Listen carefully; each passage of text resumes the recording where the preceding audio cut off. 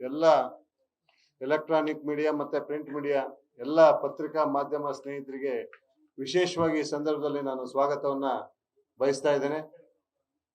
ಆದ್ಮೇಲೆ ತಮಗೆಲ್ಲ ಗೊತ್ತಿರ್ತಕ್ಕಂಥ ವಿಚಾರ, ಪ್ರಸ್ತುತ ರಾಜ್ಯದ ರಾಜಕಾರಣದಲ್ಲಿ ತಮ್ಮ ಮೂಲಕ ಇವತ್ತು ದೇಶದ ಮೂಲೆ ಪ್ರಪಂಚದ ಮೂಲೆಯಲ್ಲಿ ನಾವು ವಿಷಯಗಳನ್ನ ತಿಳ್ಕೊಳ್ತಾ ಇದ್ದೇವೆ ಅಂದ್ರೆ ತಮ್ಮ ಮಾಧ್ಯಮ ಸ್ನೇಹಿತರ ಮುಖಾಂತರ. ಇವತ್ತು ಹಿಂದೆ ಸನ್ಮಾನ್ಯ ಸಿದ್ದರಾಮಯ್ಯವರ ಮುಖ್ಯಮಂತ್ರಿ ಆಗಿದ್ರು, ಅವರ ಸಚಿವ ಸಂಪುಟದಲ್ಲಿ ಬಹಳಷ್ಟು ಜನ ಶಾಸಕರಾಗಿದ್ರು, ಸಚಿವರಾಗಿ ರಾಜ್ಯದ ತುಂಬಾ ಕೆಲಸ ಮಾಡಿದ್ರು.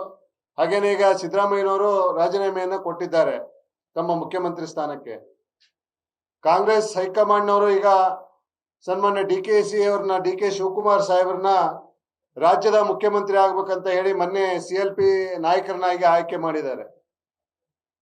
ಡಿ ಕೆ ಶಿವಕುಮಾರ್ ಸರ್ ಮುಖ್ಯಮಂತ್ರಿ ಆದ ನಂತರ ಅವರ ಸಚಿವ ಸಂಪುಟದಲ್ಲಿ ಹೊಸದಾಗಿ ಸಚಿವರನ್ನಾಗಿ ಆಯ್ಕೆ ಮಾಡ್ತಕ್ಕಂಥದ್ದು ಪ್ರಕ್ರಿಯೆಗಳು ಪ್ರಾರಂಭವಾಗಿದ್ದಾವೆ, ನಡೀತಾ ಇದೆ ಬಿಸಿ ಬಿಸಿ ಚರ್ಚೆಗಳು ಕೂಡ. ಈ ನಿಟ್ಟಿನಲ್ಲಿ ರಾಜ್ಯದಲ್ಲಿ ಜನಸಂಖ್ಯೆಯಲ್ಲಿ 4ನೇ ಸ್ಥಾನವನ್ನ ಹೊಂದಿರತಕ್ಕಂಥ ಈಡಿಗ ಸಮುದಾಯಕ್ಕೆ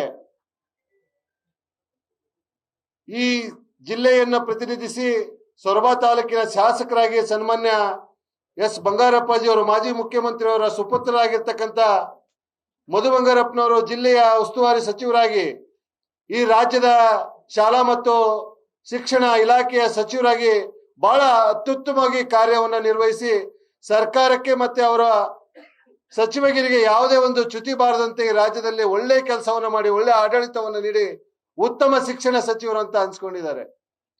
ಎಲ್ಲ ಒಂದ್ ಕಡೆ ಈ ಒಂದು ಬಹುದೊಡ್ಡ ಸಮಾಜಕ್ಕೆ, ರಾಜ್ಯದಲ್ಲಿ ಜನಸಂಖ್ಯೆಯಲ್ಲಿ 4ನೇ ಸ್ಥಾನವನ್ನು ಹೊಂದಿರತಕ್ಕಂತ ಸಮುದಾಯಕ್ಕೆ ಎಲ್ಲ ಒಂದ್ ಕಡೆ ಒಬ್ಬರನ್ನ ಅಥವಾ ಇಬ್ಬರನ್ನ ಮಂತ್ರಿ ಮಾಡತಕ್ಕಂಥದ್ದು ಅಷ್ಟು ಸೂಕ್ತ ಅಲ್ಲ ಅಂತಕ್ಕಂಥ ವಿಚಾರವನ್ನ ತಮ್ಮ ಮುಂದೆ ಇವತ್ತು ರಾಜ್ಯದ ಏನು ಮುಖ್ಯಮಂತ್ರಿಯಾಗಿ ಸನ್ಮಾನ್ಯ ಡಿ ಕೆ ಶಿವಕುಮಾರ್ ಅಧಿಕಾರವನ್ನ ತಗೊಳ್ತಾ ಇದ್ದಾರೆ, ಅವರಿಗೆ ನಾವು ನಾರಾಯಣಗುರು ವಿಚಾರ ವೇದಿಕೆ ಶಿವಮೊಗ್ಗ ಜಿಲ್ಲೆಯಿಂದ ನಾವು ಆಗ್ರಹವನ್ನ ಮಾಡ್ತಾ ಇದ್ದೇವೆ. ತಮಗೆಲ್ಲ ಗೊತ್ತಿರ್ತಕ್ಕಂಥ ವಿಚಾರ, ಸನ್ಮಾನ್ಯ BK ಹರಿಪ್ರಸಾದ್ ಅವರು ಬಹಳ ಹಿರಿಯ ನಾಯಕರು, ರಾಜ್ಯ ಮತ್ತು ರಾಷ್ಟ್ರ ಮಟ್ಟದಲ್ಲಿ ಗುರುತಿಸಿಕೊಂಡಂತ ಕಾಂಗ್ರೆಸ್ ಪಕ್ಷದ ಹಿರಿಯ ನಾಯಕರು. ಅವರನ್ನ ಹೈಕಮಾಂಡ್ನವರು ಮತ್ತೆ ರಾಜ್ಯದ ನಾಯಕರುಗಳು KPCC ಅಧ್ಯಕ್ಷರನ್ನಾಗಿ ಆಡಳಿತ ಮಾಡ್ಲಿಕ್ಕೆ, ಕೆಲಸ ಮಾಡ್ಲಿಕ್ಕೆ ಅವಕಾಶ ಮಾಡಿಕೊಡ್ಬೇಕಂತ ಹೇಳಿ ನಾವು ಸಂಘಟನೆಯಿಂದ ನಾವು ಒತ್ತಾಯವನ್ನ ಮಾಡ್ತಾ ಇದ್ದೇವೆ. ಹಾಗೇನೆ ಸನ್ಮಾನ್ಯ ಎಸ್ ಬಂಗಾರಪ್ಪನವ್ರ ಬಗ್ಗೆ ತಮಗೆಲ್ಲ ಗೊತ್ತಿರ್ತಕ್ಕಂಥ ವಿಚಾರ, ಅವರು ಕೊಟ್ಟಿರ್ತಕ್ಕಂಥ ಕೊಡುಗೆಗಳು, ಕಾಂಗ್ರೆಸ್ ಸರ್ಕಾರದ ಅವಧಿಯಲ್ಲಿ ಅವರು ಮುಖ್ಯಮಂತ್ರಿಯಾಗಿ ರಾಜ್ಯದ ಉದ್ದಗಲಕ್ಕೂ ಪ್ರವಾಸ ಮಾಡಿ ಸಾಮಾಜಿಕ ನ್ಯಾಯ, ಸರ್ವರಿಗೂ ಸಮಪಾಳು ಅಂತಕ್ಕಂಥ ಸಾಮಾಜಿಕ ನ್ಯಾಯವನ್ನು ಕೊಟ್ಟಂತ ಅಧಿಕಾರ, ವಿಶ್ವಮಾನವ ಕುವೆಂಪು ಅವರ ಒಂದು ಆದರ್ಶಗಳನ್ನ ಅಳವಡಿಸಿಕೊಂಡು ಈ ರಾಜ್ಯದಲ್ಲಿ ಆಡಳಿತ ಮಾಡಿದಂತ ಮಹಾನ್ ವ್ಯಕ್ತಿ, ಮಹಾನ್ ನಾಯಕನ ಸುಪುತ್ರರು ಇವತ್ತು ಮಧು ಬಂಗಾರಪ್ಪನವರು ಜಿಲ್ಲಾ ಉಸ್ತುವಾರಿಯಾಗಿ ಬಹಳಷ್ಟು ಕಾರ್ಯಕ್ರಮಗಳನ್ನು ಕೊಟ್ಟು ಜನಪ್ರಿಯ ಯೋಜನೆಗಳನ್ನು ಶಿಕ್ಷಣ ಯೋಜನೆಯಲ್ಲಿ ತೊಡಗಿಸಿಕೊಂಡು ಕೆಲಸ ಮಾಡಿರ್ತಕ್ಕಂಥ ತಮಗೆಲ್ಲ ಗೊತ್ತಿರ್ತಕ್ಕಂಥ ವಿಚಾರ. ಸನ್ಮಾನ್ಯ ಶ್ರೀ ಎಸ್ ಮಧು ಬಂಗಾರಪ್ಪನವರನ್ನ DK ಶಿವಕುಮಾರ್ ಅವರ ಸಚಿವ ಸಂಪುಟದಲ್ಲಿ ಉಪಮುಖ್ಯಮಂತ್ರಿಯಾಗಿ ಆಯ್ಕೆ ಮಾಡ್ಬೇಕಂತ ಹೇಳಿ ನಾವು ನಮ್ಮ ಸಂಘಟನೆಯಿಂದ ಒತ್ತಾಯವನ್ನ ಮಾಡ್ತಾ ಇದ್ದೇವೆ. ಹಾಗೇನೆ ಸಾಗರದ ಶಾಸಕರು ತಮಗೆಲ್ಲ ಗೊತ್ತಿದೆ, ಸನ್ಮಾನ್ಯ ಬೇಳೂರು ಗೋಪಾಲಕೃಷ್ಣ ಸಾಹೇಬರು ಬಹಳ ಹಿರಿಯ ಶಾಸಕರು, 3 ಬಾರಿ ಶಾಸಕರಾಗಿ ಆಯ್ಕೆ ಆಗಿದ್ದಾರೆ. ಅವರಿಗೂ ಕೂಡ ರಾಜ್ಯದ ಸಚಿವ ಸಂಪುಟದಲ್ಲಿ ಸಚಿವರನ್ನಾಗಿ ಆಯ್ಕೆ ಮಾಡಬೇಕು ಅಂತಕ್ಕಂಥ ಮಾತನ್ನ ನಾವು ಈ ಸಂದರ್ಭದಲ್ಲಿ ಹೇಳ್ತಾ ಇದ್ದೇವೆ. ಸರ್ಕಾರಕ್ಕೆ ಮುಂದಿನ ಮುಖ್ಯಮಂತ್ರಿ ಆಗಿರ್ತಕ್ಕಂಥ DK ಶಿವಕುಮಾರ್ ಅವರಿಗೆ ಕೂಡ ನಾವು ಈ ಮೂಲಕ ಒತ್ತಾಯವನ್ನು ಮಾಡ್ತಾ ಇದ್ದೇವೆ. ಹಾಗೇನೆ ಕಲ್ಯಾಣ ಕರ್ನಾಟಕ ಭಾಗದಲ್ಲಿ ಗವಿಯಪ್ಪ ಅವರು ನಮ್ಮ ಸಮುದಾಯನ ಪ್ರತಿನಿಧಿಸತಕ್ಕಂಥ ನಾಯಕರು, ಅವರು ಬಹಳ ಹಿರಿಯ ನಾಯಕರು.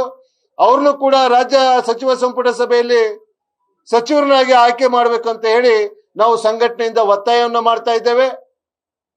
ಈ ರಾಜ್ಯದಲ್ಲಿ ಈ ಸಮಾಜದ ಕೊಡುಗೆ ಏನು, ಯಾವತ್ತೂ ಕೂಡ ಬಂಗಾರಪ್ಪನವರು ಮುಖ್ಯಮಂತ್ರಿಯಾಗಿ ಅಧಿಕಾರ ಮಾಡಿದಂತ ಸಂದರ್ಭದಲ್ಲಿ ಯಾವುದೇ ಜಾತಿ ವರ್ಗ ಸಮುದಾಯವನ್ನ ಯೋಚನೆ ಮಾಡದೆ ಎಲ್ಲ ವರ್ಗ ಸಮುದಾಯಗಳು ಎಲ್ಲ ಒಟ್ಟಾಗಿ ತೆಗೆದುಕೊಂಡು ಪ್ರತಿಯೊಬ್ಬರಿಗೂ ನ್ಯಾಯವನ್ನು ಕೊಟ್ಟಂತವ್ರು, ಸಾಮಾಜಿಕ ನ್ಯಾಯವನ್ನು ಕೊಟ್ಟಂತವ್ರು ಬಂಗಾರಪ್ಪನವರು.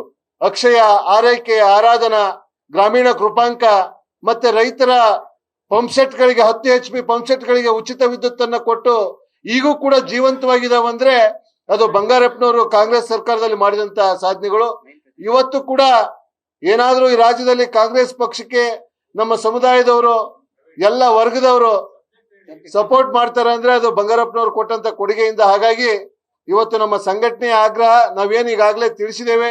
ಮಧು ಬಂಗಾರಪ್ಪ ಸಾಹೇಬ್ರನ್ನ ಉಪಮುಖ್ಯಮಂತ್ರಿಯನ್ನಾಗಿ ಮಾಡಬೇಕು, BK ಹರಿಪ್ರಸಾದ್ ಸಾಹೇಬ್ರನ್ನ KPCC ಅಧ್ಯಕ್ಷರನ್ನಾಗಿ ಮಾಡಬೇಕು, ಇನ್ನು ಉಳಿದ ಬೇಳೂರು ಗೋಪಾಲಕೃಷ್ಣ ಅವ್ರನ್ನ ಮತ್ತೆ ಗವಿಯಪ್ಪರವ್ರನ್ನ ಸಚಿವರನ್ನಾಗಿ ಆಯ್ಕೆ ಮಾಡಬೇಕು ಅಂತಕ್ಕಂಥ ಏನು ಒತ್ತಾಯವನ್ನು ಮಾಡ್ತಾ ಇದ್ದೇವೆ.